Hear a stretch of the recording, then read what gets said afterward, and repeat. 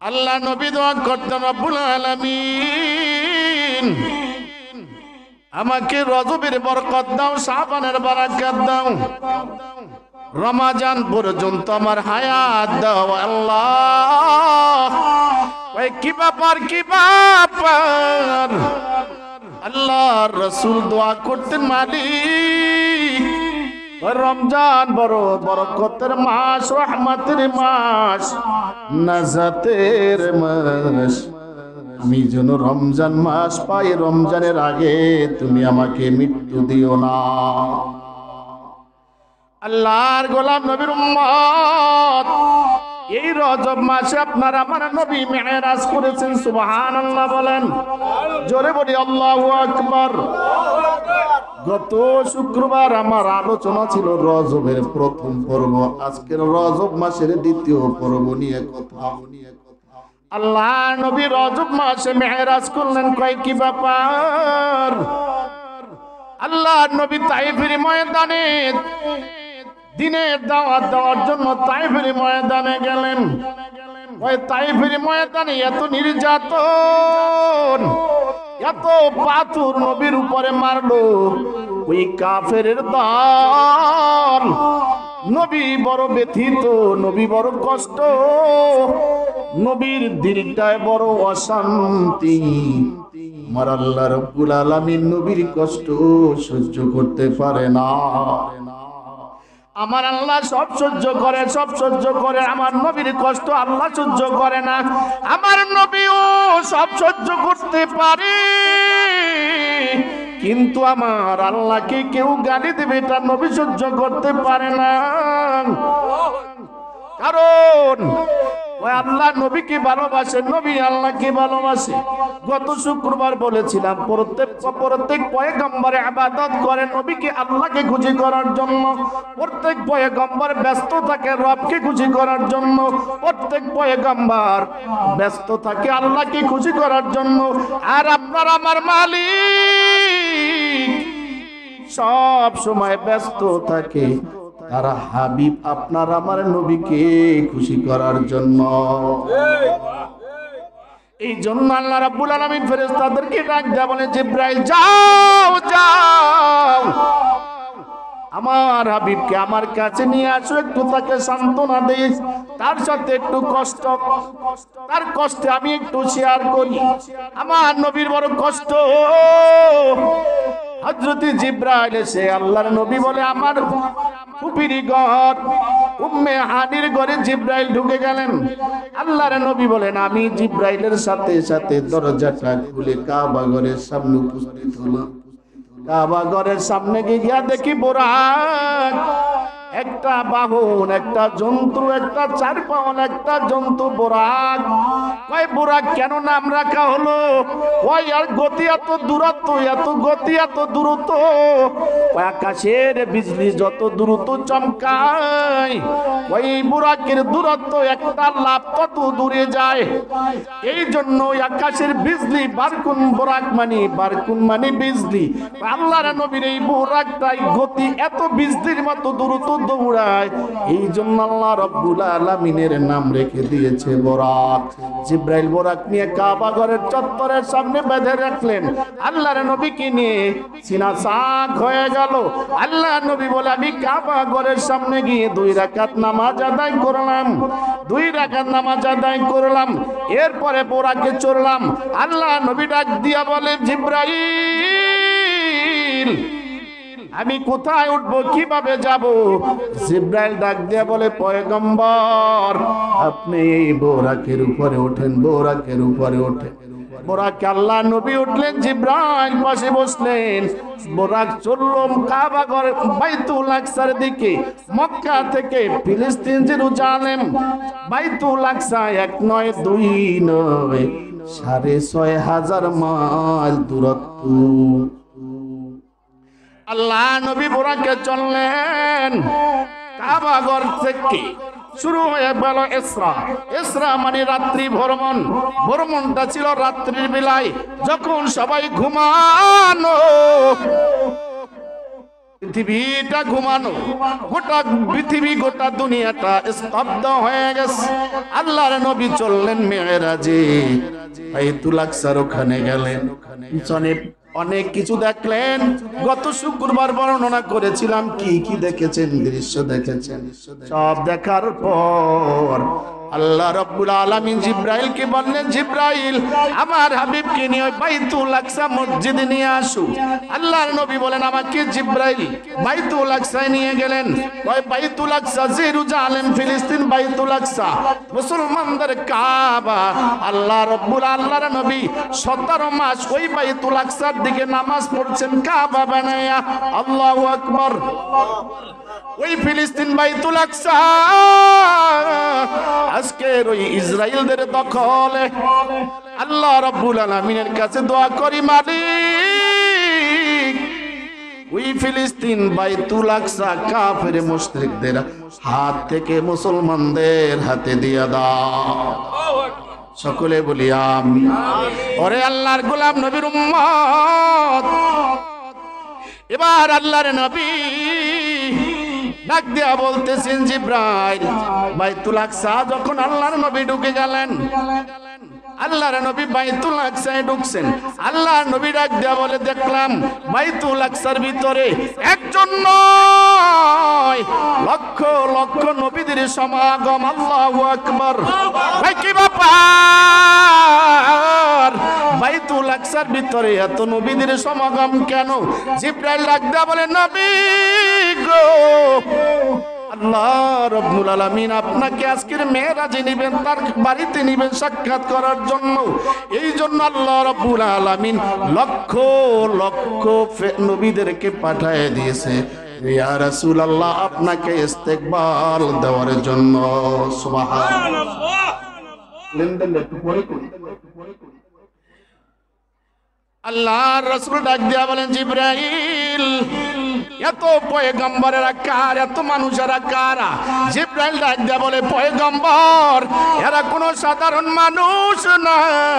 আপনার আগে যত নবী পৃথিবীতে আসছেন, লক্ষ লক্ষ নবীদেরকে আমার আল্লাহ তার রূহগুলি পাঠিয়ে দিয়েছেন এই বাইতুল আকসার মসজিদের ভিতরে। কয় কি ব্যাপার? কয় আপনাকে স্বাগতম জানার জন্য, আপনাকে সুস্বাগত জানার জন্য, আপনাকে আলান সালাম জানানোর জন্য, আপনাকে মারহাবা জানানোর জন্য, আপনাকে ইস্তেকবাল দেওয়ার জন্য। সুবহানাল্লাহ। আল্লাহ নবী ডাক দিয়া বলে, আমি বাইতুল আকসার ভিতরে ঢুকলাম, হযরত আদম আলাইহিস সালামের সাথে সাক্ষাৎ করলাম, প্রত্যেক নবীর সাথে আমার সাক্ষাৎ হচ্ছে।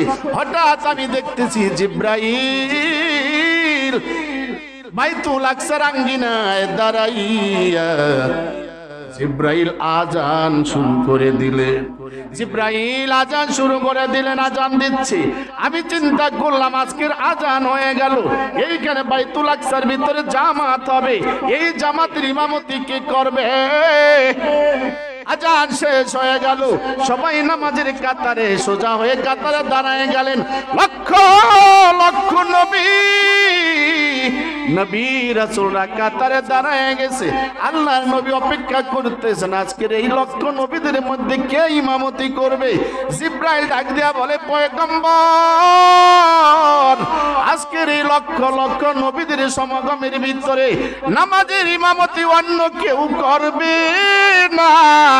আজকের ইমামতি লক্ষ লক্ষ নবীদের রাসূলদের মধ্যে আজকের নামাজের ইমামতি করবে দোজাহানের বাদশা আখিরি জমানার পয়গম্বর নবী মুহাম্মদুর রাসূলুল্লাহ সাল্লাল্লাহু আলাইহি ওয়াসাল্লাম। লক্ষ নবীদের মধ্যে আপনার আমার নবীর আজকের ইমামতি। জিব্রাইল আল্লাহর নবী ডাক দেয়া বলে, আমি দেখলাম জিব্রাইল আমাকে ডাক দেয়া বলে, পয়গম্বর আজকের ইমামতি অন্য কেউ করবে না। জিব্রাইল আমার হাত ধরে ইমাম সাহেবের মুসল্লার দাঁড় করাইয়া দিলেন। জোরে কোন সুবহানাল্লাহ। কয় কি ব্যাপার, কি ব্যাপার? পয়গম্বর, আপনার আমার নবী শুধু মানুষের নবী না, পিছনে যত লক্ষ লক্ষ নবীরা আগমন করেছেন, প্রত্যেক নবীদের নবী আপনার আমার নবী, প্রত্যেক নবীর সরদার, প্রত্যেক রাসূলের সরদার, ঠিক কিনা জোরে কোন? এই জন্য আপনার আমার নবী কি বলা হয়? ইমামুল আম্বিয়া, ইমামুল মুরসালিন। জিবরাইল ডাক দেয়া বলে, পয়গম্বর আজ থেকে আপনি ইমামুল আম্বিয়া, সমস্ত নবীদের নবী, সমস্ত নবীদের রাসূল। এ কেমন নবীর উম্মত হইলেন, কেমন নবীর উম্মত আমরা? একটু চিন্তা করে দেখি, দুনিয়ার থেকে আকাশে কোন নবী যায় নাই, কোন নবীকে আল্লাহ আগমন করে নাই, কোন নবীকে আল্লাহ দাওয়াত দিয়া তার বাড়িতে নেয় নাই। একমাত্র আপনার আমার নবীর প্রেমে আমার আল্লাহ রব্বুল আলামিন নবীকে মেরাজের ব্যবস্থা করলেন। জোরে কোন সুবহানাল্লাহ। মেরাজে যায় আল্লাহর হাবিব, মেরাজে যায় আল্লাহর হাবিবে নবী সাল্লাল্লাহু আলাইহি ইয়া রাসূলুল্লাহ, ইয়া রাসূলুল্লাহ। জোরে মেরাজে যায় আল্লাহর হাবিব, মেরাজে যায় নবী সাল্লাল্লাহু আলাইহি ইয়া রাসূলুল্লাহ, ইয়া হাবিবাল্লাহ।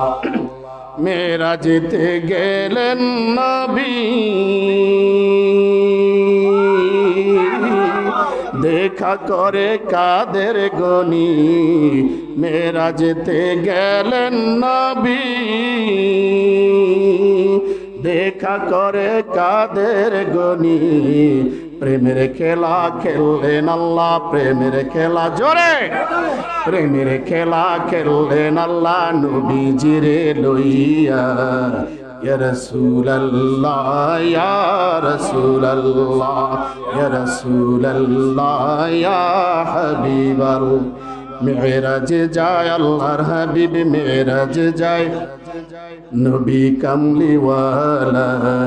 ইয়া রাসূলুল্লাহ, ইয়া হাবিবাল্লাহ, ইয়া রাসূলুল্লাহ, ইয়া হাবিবাল্লাহ। আল্লাহু আকবার।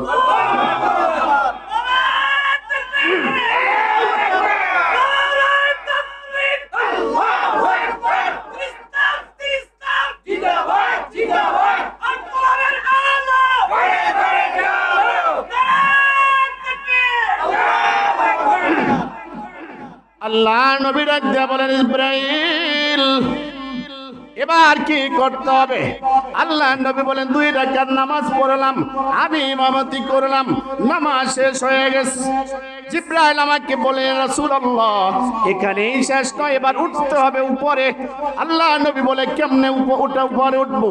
আল্লাহ রাসূল বললেন, আমি বাইতুল আকসা থেকে নামলাম, হঠাৎ করে আরেকটা বাহন আসলো, একটা সিঁড়ি আসলো, চলন্ত সিঁড়ি, যার নাম হলো রফরা, তার নাম হলো রফরা, বাংলায় বলা হয় চলন্ত সিঁড়ি। আল্লাহর নবী বলে, সিঁড়ি আনা হলো, আমি সিঁড়িতে পা দিলাম, সাথে সাথে একটা টানে আমাকে প্রথম আকাশে নিয়ে গেল। এ প্রথম আকাশ কত দূরে জানো?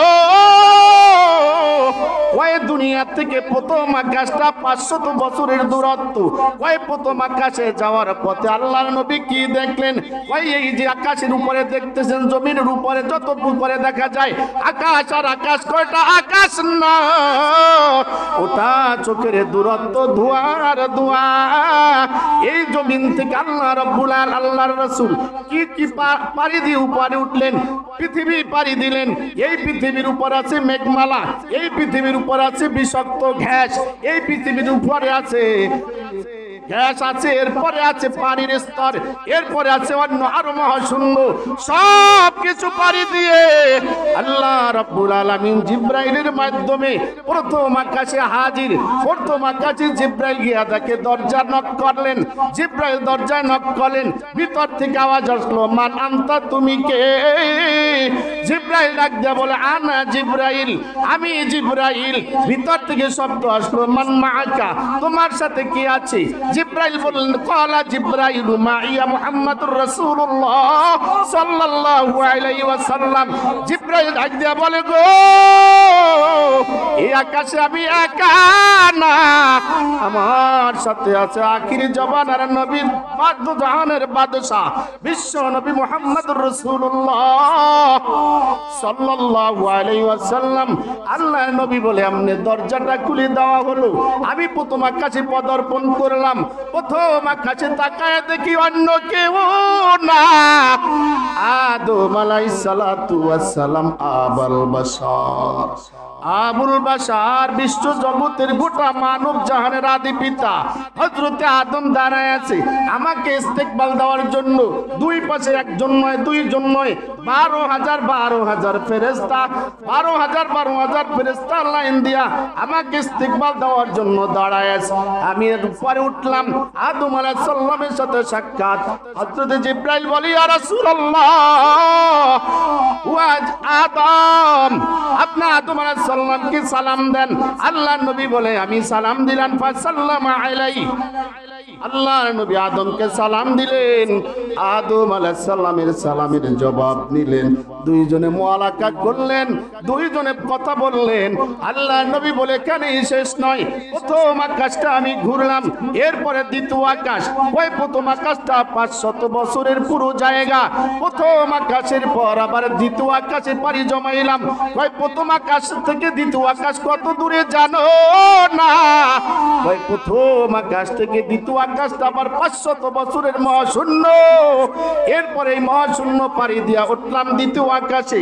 দ্বিতীয় আকাশে হযরত জিবরাইল দরজায় নক করলেন, জিজ্ঞাসা করলো, মান আনতা, তুমি কে? কালা জিবরাইল বললেন, আনা জিবরাইলু, আমি জিবরাইল। জিজ্ঞাসা করা হলো, মান ওয়ালা জিবরাইল মাইয়া মুহাম্মদুর রাসূলুল্লাহ সাল্লাল্লাহু আলাইহি ওয়াসাল্লাম। জিবরাইল ডাক দেয়া বলে, আমার সাথে আখির জামানার নবী বিশ্ব নবী মুহাম্মদুর রাসূলুল্লাহ সাল্লাল্লাহু আলাইহি ওয়াসাল্লাম। দরজা খুলে দেওয়া হলো। আল্লাহর নবী বলেন, উঠলাম দ্বিতীয় আকাশে। দ্বিতীয় আসমানে গিয়া দেখি হযরতে ঈসা আলাইহিস সালাম আর ইয়াহইয়া আলাইহিস সালাম বসা আছে। ঈসা নবীকে, ঈসা নবীকে, ঈসা নবীকে আমি দেখলাম দুনিয়ার কাপড় পরা অবস্থায় বসা আছি। কয় কি ব্যাপার, কি ব্যাপার? কয় ঈসা আলাইহিস সালাতু ওয়াস সালামকে মারার জন্য বনি ইসরাইলের কাফিররা ঈসাকে মারার জন্য ঘরের ভিতরে আটকায় ফেলেছিল। ঈসা আলাইহিস সালামকে মারার জন্য দৌড়ান্তি দিল। পয়গম্বর ঈসা আলাইহিস সালাতু ওয়াস সালাম কোথায় যাবে? কাফিরদের অত্যাচারে বাঁচার জন্য একটা ঘরের ভিতরে ঢুকে গেল। ঘরের ভিতরে ঢুকে গেলেন, দরজার সামনে কাফেরেরা শত্রু দল হাজির ঈসা আলাইহিস সালামকে মারার জন্য। এইবার ঈসা আলাইহিস সালাম আল্লাহর কাছে হাত তুললেন, মালিক, বিপদের বেলায় তুমি ছাড়া আমার কেউ নাই, কেউ নাই। হযরত ইউনূস আলাইহিস সালাম মাছের পেটে বিপদে পড়ে দোয়া করেছিলেন, লা ইলাহা ইল্লা আনতা সুবহানাকা ইন্নী কুনতু মিনাজ জালিমিন। এবার হযরত ঈসা আলাইহিস সালাম ঘরের ভিতরে আটকা, দরজার সামনে কাফির মুশরিকরা মারার জন্য শত্রু হাজির। হযরত ঈসা আলাইহিস সালাম আল্লাহর কাছে দোয়া করলেন, আল্লাহ আমাকে বাঁচাও, তুমি ছাড়া কেউ নাই। আল্লাহ ডাক দিয়ে বলে, জিবরাইল তাড়াতাড়ি যাও, যাও গো, যাও আমার পয়গম্বর ঈসাকে তাড়াতাড়ি নিয়ে আসো। কিতাবের ভিতরে লেখে, ওই ঘরের ছাদটাকে ফাটাইয়া হযরত জিবরাইল ঈসা আলাইহিস সালামকে যেই পোশাকে পরা ছিলেন, ওই পোশাকে, ওই কাপড়ে ঈসা পয়গম্বরকে একটা টান দিয়ে চতুর্থ আসমানে, দ্বিতীয় আসমানে বসাইয়ে দিলে। হেফাজতের মালিক কে? আরো জোরে বলেন কে? এ বিপদে পড়লে কারে ডাক দেব? আরো জোরে বলেন কারে? হযরত ইউনূস আলাইহিস সালাম মাছের পেটে গিয়া কাকে ডাক দিলেন? হযরত ঈসা আলাইহিস সালাম আটকা পড়ে, ঘরের ভিতরে আটকা পড়ে কাফেরদের হাত থেকে বাঁচতেন, কারে ডাক দিলেন? হেফাজত করলেন কে? সে আল্লাহ এখন আছে না নাই? আপনার আমার হেফাজত করতে আল্লাহ সক্ষম কিনা? অবশ্যই সক্ষম, অবশ্যই সক্ষম। এই জন্য যতই বিপদ আসুক না কেন আমরা আল্লাহকে ভুলবো না। আল্লাহর নাম মুখ থেকে জবান থেকে ভুলবো না, ঠিক কিনা? এবার ঈসা আলাইহিস সালাম আল্লাহর নবী বলেন আমি দেখলাম দ্বিতীয় আসমানে ঈসা আলাইহিস সালাম ওইভাবে বসা আছে। ঈসা আলাইহিস সালামের সাথে আমার কথা হয়ে গেল। এরপরে শুরু হলো তৃতীয় আসমানের যাত্রা। আল্লাহর নবী বলে তৃতীয় আসমান অনেক দূরে, প্রথম আসমানটা যত বড় তার চাইতে হাজার হাজার গুণ বড় দ্বিতীয় আসমান। আল্লাহু আকবার। দ্বিতীয় আসমানটা, এরপরে ওখানে আমি ঈসা আলাইহিস সালামের সাথে আমার কথা হলো, ইয়াহইয়া আলাইহিস সালামের সাথে আমার কথোপকথন হলো, সাক্ষাৎ হলো। দ্বিতীয় আকাশটা ঘুরে এরপরে শুরু করলাম তৃতীয় আকাশের যাত্রা। তৃতীয় আকাশে আবার দ্বিতীয় আকাশ থেকে 500 বছরের শূন্য মহাশূন্য, এটা পাড়ি দিয়ে উঠলাম তৃতীয় আকাশে। তৃতীয় আকাশে নক করা হলো দরজায়, জিজ্ঞাসা করা হলো মান আনতা? ক্বালা জিবরাইল আনা জিবরাইল। জিবরাইল বলো আমি জিবরাইল। দরজা খুলে দাও। তোমার সাথে কে আছে? মাম্মাআকা। ক্বালা জিবরাইল মাইয়া রাসূলুল্লাহ সাল্লাল্লাহু আলাইহি সাল্লাম। আমার সাথে বিশ্ব নবী মুহাম্মদ রাসূলুল্লাহ সাল্লাল্লাহু আলাইহি সাল্লাম আছে। তৃতীয় আকাশটা খুলে দেওয়া হলো। আল্লাহর নবী বলেন আমি তৃতীয় আকাশে দাঁড়াইলাম, দাঁড়ায় দেখি আর কেউ না, হযরতে ইউসুফ আলাইহিস সালাতু ওয়াস সালাম হাজার হাজার ফেরেশতাদেরকে নিয়ে আমার ইস্তেকবাল দেওয়ার জন্য দাঁড়ায় আছে। আল্লাহর নবী বলে আমি ইউসুফ আলাইহিস সালামের সাথে কথা বললাম দুনিয়াতে। আল্লাহর নবী বলেন ও সাহাবী ভাই, আমি সুন্দর মানুষ দেখেছি, তবে ইউসুফ আলাইহিস সালামের মতো এত সুন্দর মানুষ পৃথিবীতে আর কেউ নাই। সুবহানাল্লাহ। ইউসুফ আলাইহিস সালাম কেমন সুন্দর জানেন? ইউসুফ আলাইহিস সালামের প্রেমে পড়ে হযরতে জুলাইখা, ঠিক কি না? হযরতে ইউসুফ আলাইহিস সালামের প্রেমে পড়েছে জুলাইখা। জুলাইখা প্রেমে পড়েছিল, একটা সমস্যা হয়ে গেছে। সবাই জুলাইখাকে দোষ দিচ্ছে, কি রে জুলাইখা, ইউসুফ একটা কেনা গোলাম, তার প্রেমে পড়ছে, একটা হয় কি করে? জুলাইখার কয় দেখতাছি মজা, আমি দেখাচ্ছি, একটু ওয়েট কর। এইবার একটা রুমের ভিতরে ভোজনের ব্যবস্থা করেছে, ফলের ব্যবস্থা করেছে। আর ওই বনি ইসরাইলের আর ওই কিছু এলাকার নারীদেরকে, যেই সমস্ত নারীরা জুলাইখাকে দিতে কি বলে, জুলাইখাকে মিথ্যা অপবাদ দিয়েছে, এই জুলাইখা নারীদেরকে দাওয়াত দিয়েছে। ইউসুফকে ডাক দিল, ইউসুফ আসো। নারীরা ফল কেটে কেটে খাচ্ছে। ইউসুফ আলাইহিস সালাম যখন দরজার সামনে দাঁড়াইয়া যায়, পয়গম্বর ইউসুফ আলাইহিস সালামের সৌন্দর্য দেখে, আর মহিলারা তাকায়া তাকায়া পয়গম্বরের দেখে আর ফল কাটে, কাটতে কাটতে ফল কেটে আঙ্গুল কেটে ফেলেছে। জুলাইখা ডাক দেয়া বলে কি ব্যাপার? এইবার আমি তো জুলাইখা ইউসুফের জন্য তো হাত কাটি নাই, তোমরা তো হাত কেটেছো। আল্লাহর নবী বলে ইউসুফ আলাইহিস সালাম এত সুন্দর, এত সুন্দর, কিন্তু আপনার আমার নবীও কম সুন্দর না। আপনার আমার নবী কত সুন্দর। হযরত আয়েশা ডাক দিয়ে বলে ও দুনিয়াবাসী জানো, যেই নারীরা ইউসুফ আলাইহিস সালামকে দেখে আঙ্গুল কেটেছিল, ওই নারীরা যদি আজকে থাকতো গো, আমার নবীর চেহারা মোবারক। হযরত আয়েশা বলেন এ দুনিয়ার একটা সূর্য আছে, দুনিয়ার একটা সূর্য আছে, তলাতে শামসু বাদাল ফজরি, ওই দুনিয়ার একটা সূর্য আছে, ওই সূর্যটা ফজরের নামাজের পর পূর্ব আকাশ থেকে ওঠে। সূর্যটা উঠে গোটা অন্ধকার রাতটা আলোকিত করে দেয়, দুনিয়াটা আলোকিত হয়ে যায়। আমার একটা স্পেশাল সূর্য আছে, আমার একটা স্পেশাল সূর্য আছে গো, তলাতি শামসি বাদাল ইশা। আমার সূর্যটা আসে আমার ঘরে এশার নামাজের পর। তার মানে আমার দয়াল নবী আমার ঘরে আসার পর আমার ঘরটা তার নূরের তাজাল্লিতে ঘরটা আলোকিত হয়ে যায়। দুনিয়ার সূর্য দুনিয়া আলোকিত করে, আর আমার সূর্য মুহাম্মদ আমার ঘরটা আলোকিত করে দেয়। আল্লাহু আকবার। কেমন নবীর উম্মত, ওরে আল্লাহর গোলাম, আল্লাহর নবী ডাক দেয়া বলে ইউসুফ আলাইহিস সালাতু ওয়াস সালামের সাথে আমার কথোপকথন শেষ। যাত্রা শুরু করলাম চতুর্থ আকাশে, উঠলাম চতুর্থ আসমানে, সেখানে নক করলেন, জিজ্ঞাসা করা হলো, দরজা খুলে দেওয়া হলো। চতুর্থ আকাশে হযরত ইদ্রিস আলাইহিস সালাতু ওয়াস সালামের সাথে কথা হলো। ইদ্রিস নবীর সাথে কথা শেষ হয়ে গেল। উঠলাম পঞ্চম আকাশের ভিতরে, পঞ্চম আকাশের ভিতরে হযরতে হারুন আলাইহিস সালাতু ওয়াস সালাম, পয়গম্বর হারুনের সাথে আমার কথা হলো। এরপরে চললাম আমি ষষ্ঠ আসমানে। ষষ্ঠ আসমানে আর কেউ না, পয়গম্বর হযরতে মূসা আলাইহিস সালাতু ওয়াস সালাম, মূসা আলাইহিস সালাতু ওয়াস সালামের সাথে ষষ্ঠ আসমানে আমার কথা হলো। সেখানে কথোপকথন শেষ হলেন। এরপর আল্লাহ নবী জিবরাইল আমাকে নিয়ে চললেন সপ্তম আসমানের ভিতরে। ষষ্ঠ আসমান থেকে সপ্তম আসমান 500 বছরের শূন্য মহাশূন্য পাড়ি দিয়ে উঠলাম সপ্তম আসমানের ভিতরে। সপ্তম আসমানকে জিজ্ঞাসা করা হলো, মান আনতা, তুমি কে? কালা জিবরাইল, জিবরাইল বলল, আনা জিবরাইল, আমি জিবরাইল। জিজ্ঞাসা করা হলো, মান মাআকা, তোমার সাথে আর কেউ আছেনি? কালা জিবরাইল মাইয়া মুহাম্মাদুর রাসূলুল্লাহ সাল্লাল্লাহু আলাইহি সাল্লাম।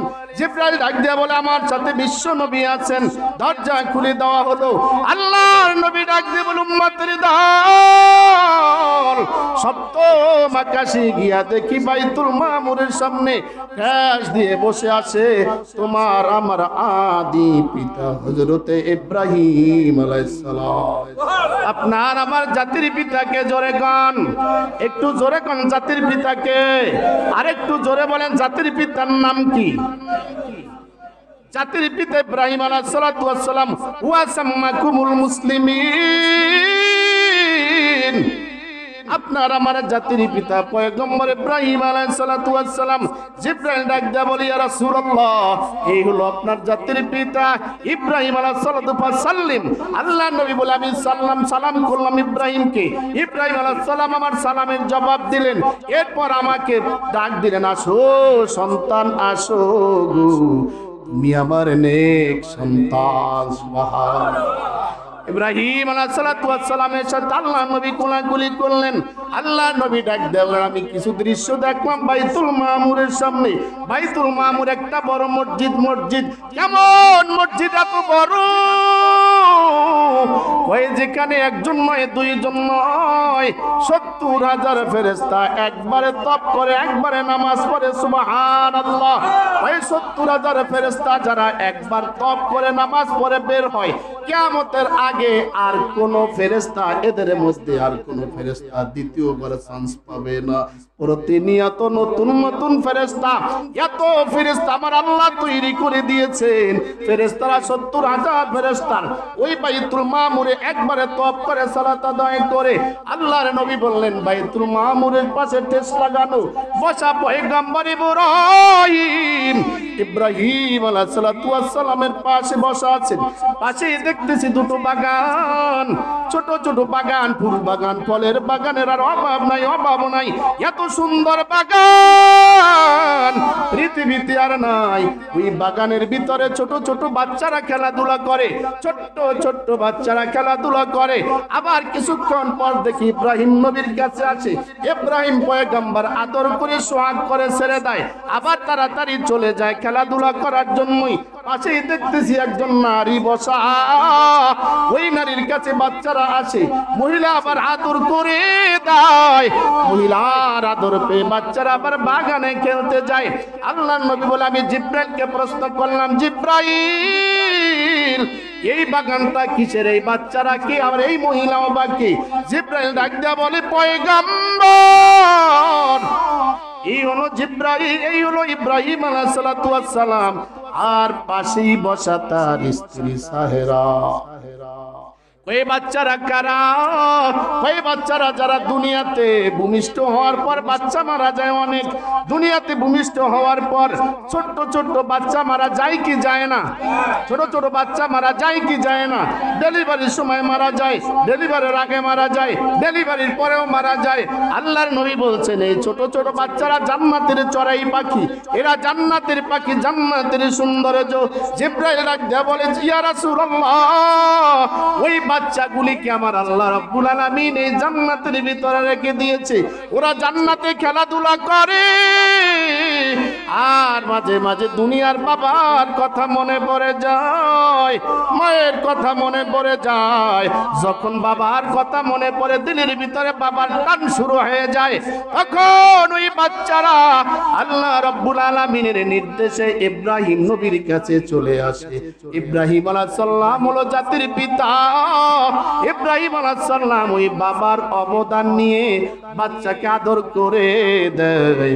বাচ্চারা বাবার আদর পাইয়া আবার বাগানে খেলতে যায়।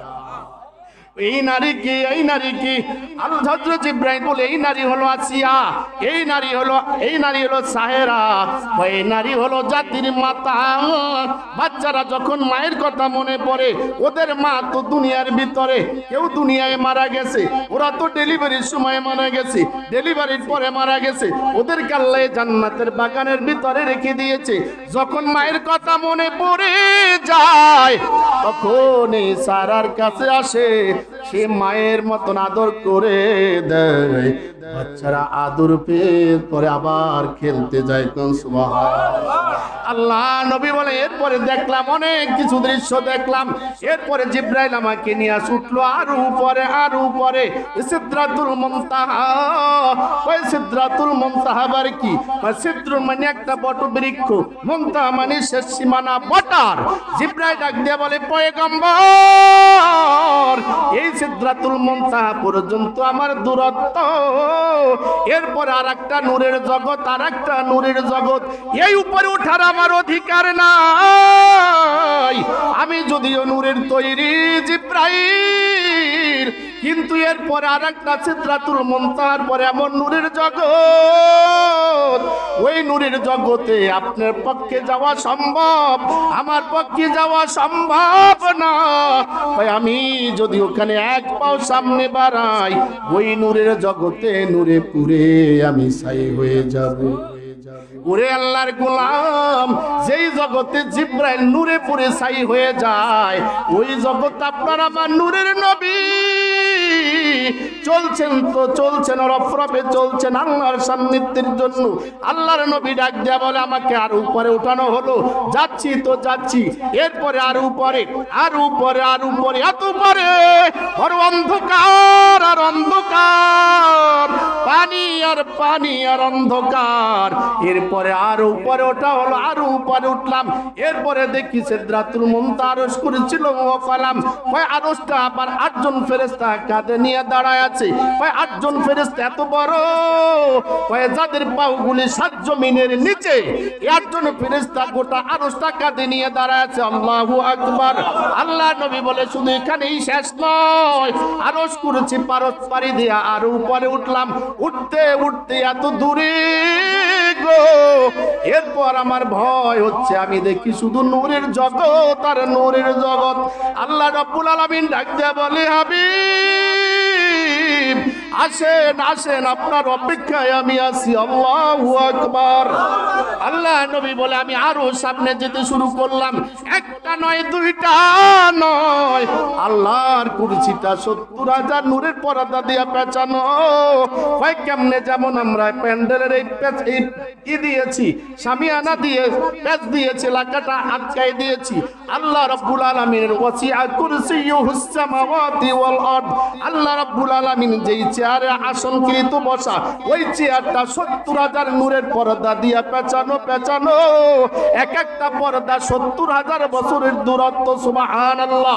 70,000 নূরের পর্দা, একটার পর আর একটা 70,000 বছরের নূরের পর্দা, আর একটা 70,000 বছরের পর নূরের পর্দা। এই নূরের পর্দাগুলি একটা ভেদ করে আমার আল্লাহ তার কুদরতের মাধ্যমে আল্লাহ রাব্বুল আলামিন তার হাবিবকে তার কাছে নিয়ে আসলেন। আল্লাহর রাসূল বলছেন আমার বড় ভয় লাগে, বড় ভয়।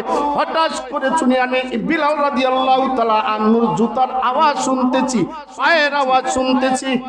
আল্লাহু আকবার। ওইখানে বেলালের আওয়াজ কিভাবে যায়? বিলাল আল্লাহর নবীকে এত ভালোবাসতেন গো, আল্লাহর নবী যেখানে যাইতেন বিলাল নবীর সাথে থাকতেন। আল্লাহ নবী ওই সিদরাতুল মুনতাহা পারি দিয়ে আরশ করেছিল, কালাম পারি দিয়ে আল্লাহর সন্নিকটে গিয়ে হযরত বিলালকে ভুলে না।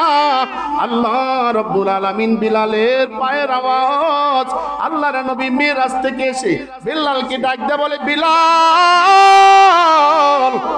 আমি মিরাজের রাত্রে ওই আরশ কুরসির ভিতরে তোমার পায়ের শব্দ শুনলাম, কি আমল করো গো বিলাল?